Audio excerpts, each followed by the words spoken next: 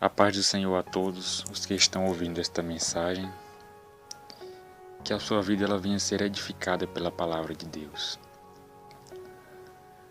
A mensagem de hoje é 1 João 4:9. Nisto se manifestou o amor de Deus para conosco, que Deus enviou seu Filho unigênito ao mundo, para que por ele vivamos. Esta passagem ela vem nos mostrar pelo menos dois pontos muito importantes que é necessário esclarecermos. Que o amor de Deus, ele se manifestou, ele não passou a existir com a vinda de Cristo a esta terra para morrer pelos pecados do povo. O amor de Deus somente se manifestou, ou seja, o amor de Deus, ele não existe por causa da cruz. Precisamos entender bem isso. Mas a cruz, ela existe por causa do amor de Deus. Porque nós sabemos, bem entendemos que a cruz, o sacrifício vicário de Cristo, ele sim, sempre esteve nos planos eternos de Deus. Não foi uma coisa de última hora. Mas mesmo assim, como nós entendemos pela palavra de Deus, que a cruz ela é fruto do amor de Deus. Porque Deus ele amou o mundo de uma tal maneira e como resultado deste amor, ele deu o seu Filho unigênito para que todo aquele que nele crê não pereça, mas tenha vida eterna.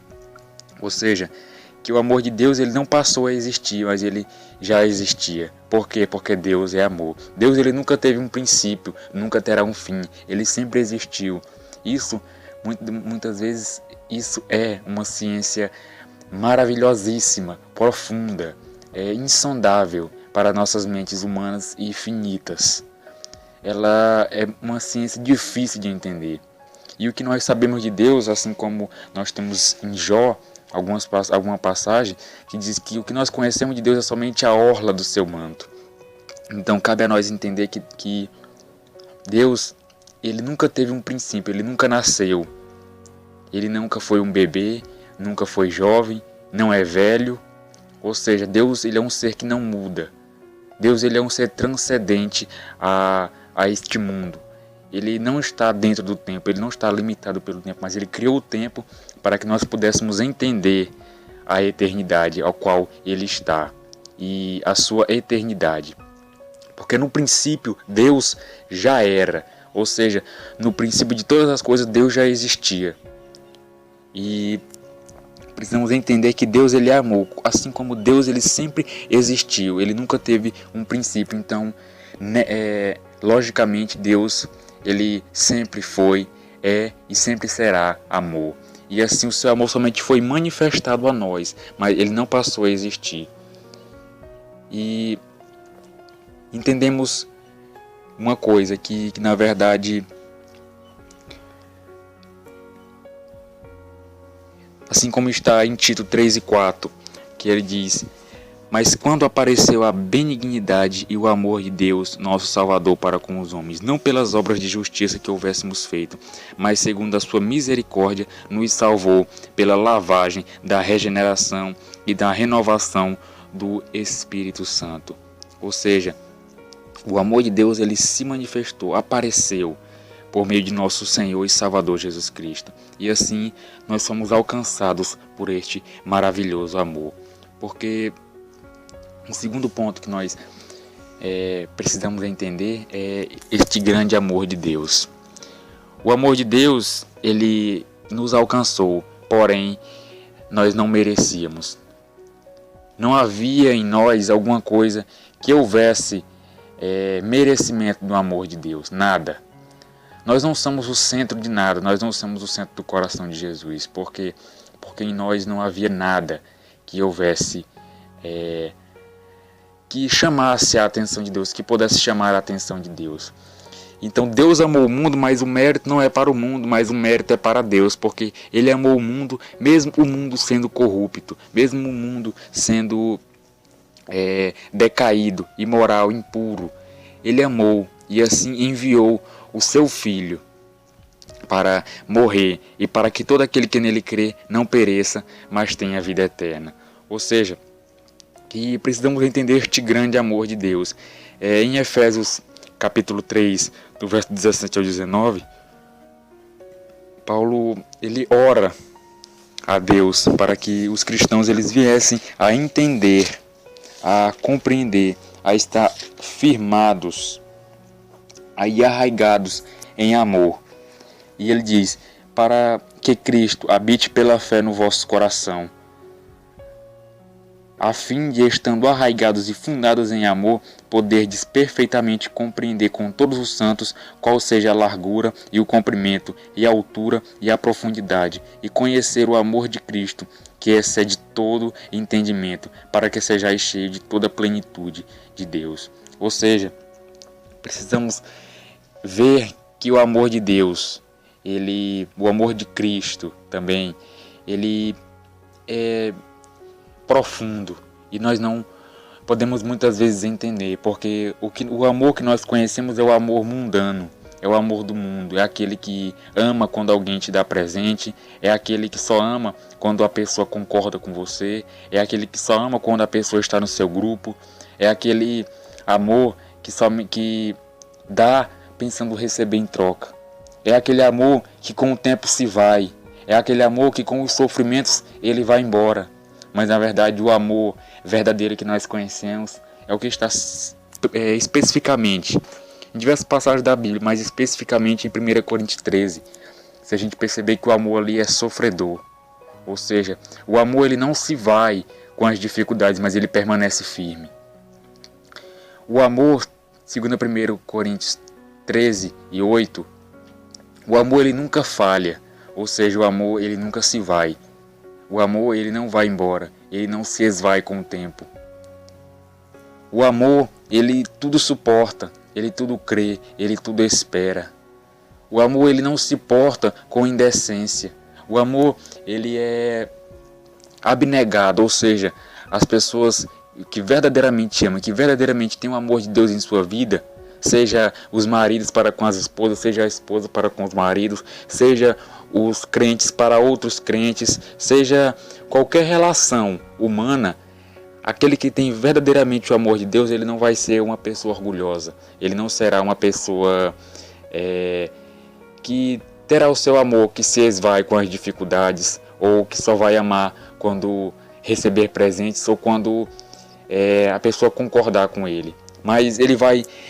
O que eu quero dizer com isso é que as pessoas que verdadeiramente têm o amor de Deus em sua vida, eles vão manifestar um amor igual ao amor de Deus, em enviar o seu Filho, mesmo não recebendo nada em troca. Mesmo ele nos amou sendo nós ainda pecadores, é o que Romanos 5 expõe.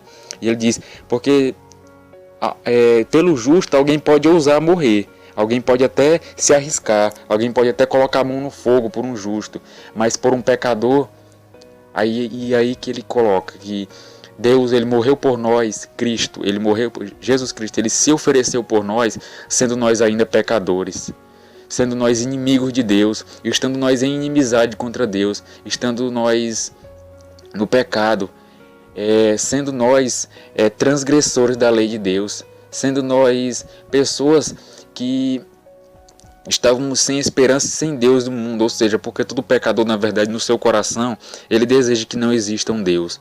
Porque pelo seu pecado ele sabe que vai ser julgado, então ele deseja que Deus não exista. Por quê? Porque ele peca e ele não quer ser repreendido, ele não quer ser julgado. Então, nós vivíamos antes em delitos e pecados, nós andávamos segundo os principados e as potestades. Mas Deus ele não olhou para isso, não olhou se nós merecíamos. E segundo Efésios 2, a partir do verso 1, vai dizer que nós estávamos mortos. Estávamos presos em delitos e pecados. Éramos escravos do pecado.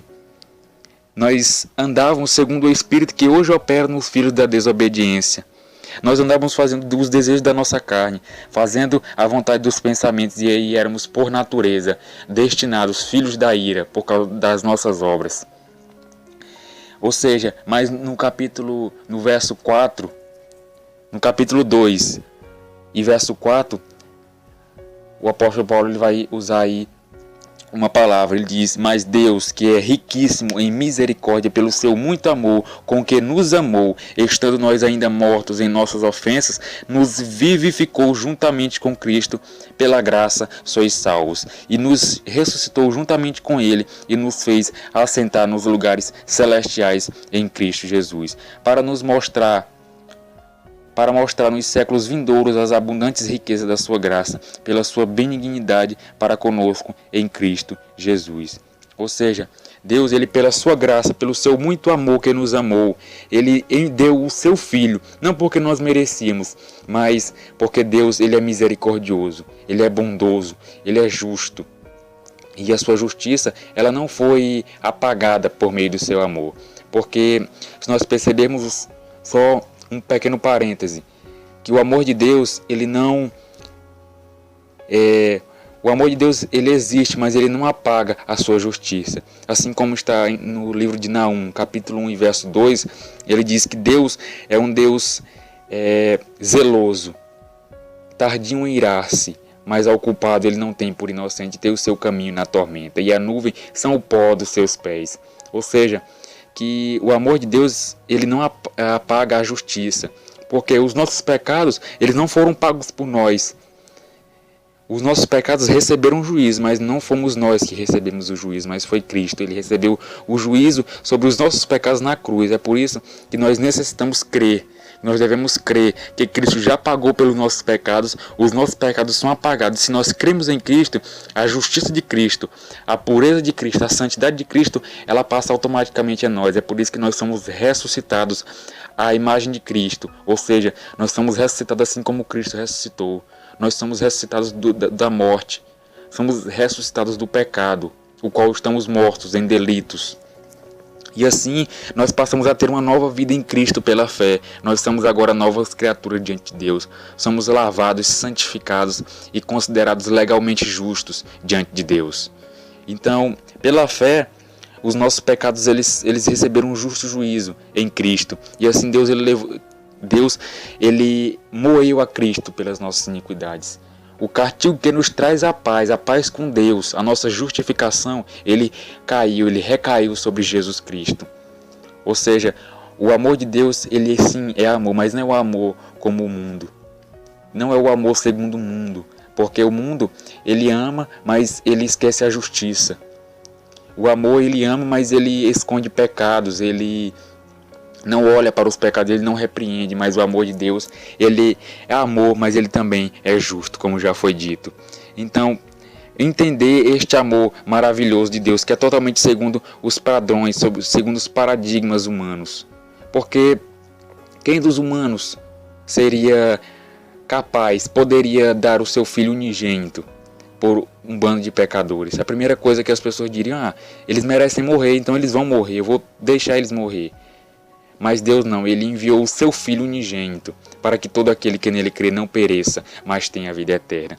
E por causa do amor de Deus, da misericórdia de Deus, da justiça de Deus, da graça de Deus, nós somos salvos. Nós saímos das trevas e fomos transportados para o reino de Cristo, para o reino do Filho do seu amor. E temos assim hoje uma filiação divina. Temos aí uma bendita esperança, uma bem-aventurada esperança. Temos uma maravilhosa herança incorruptível, incontaminável, que não se pode murchar. Ou seja, e por meio do amor de Deus, ele nos deu a verdadeira vida, como está na parte B do versículo que ele diz: para que por ele vivamos. O próprio Cristo, quando esteve aqui na terra, ele disse: eu sou o caminho, a verdade e a vida, e ninguém vem ao Pai senão por mim. Ou seja, Cristo, ele é a única verdade nesse mundo cheio de mentiras. Ele é o único caminho, onde há tantos caminhos que se dizem chegar a Deus, mas somente Cristo pode nos levar a Deus. E ele é a verdadeira vida. Onde as pessoas dizem que a vida é o prazer, é gozar das coisas deste mundo, é amar o mundo, é viver nas coisas deste mundo, mas a verdade não. A nossa verdadeira vida é em Cristo, em quem nós somos novas criaturas, em quem as coisas velhas passam e tudo se faz novo em nossa vida, e nós somos renovados para arrependimento, nós somos renovados para melhores obras. Por quê? Porque a graça de Deus agora opera em nossas vidas. Ela nos ensina a renunciar às concupiscências carnais, os desejos carnais, e viver de forma sóbria, pia e justa, de forma purificada, de forma santificada. E Deus, Ele purificou para si um povo seu especial, zeloso de boas obras, a nação santa, o povo adquirido. Ou seja, essa é a verdadeira vida que nós temos, porque por Cristo nós vivemos, por Cristo, em Cristo nós temos a verdadeira vida. E que possamos a cada dia entender que Cristo, Ele é a nossa vida. Cristo, Ele é a verdadeira vida que nós possamos ter, porque antes nós estávamos mortos em delitos e pecados, mas pelo amor de Deus nós recebemos a verdadeira vida. Pelo amor de Deus,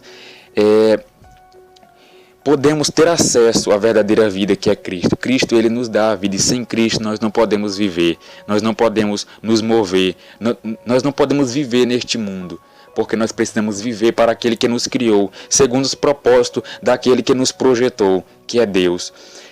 Uma vida ela só tem sentido quando nós vivemos segundo o nosso Criador. Amém.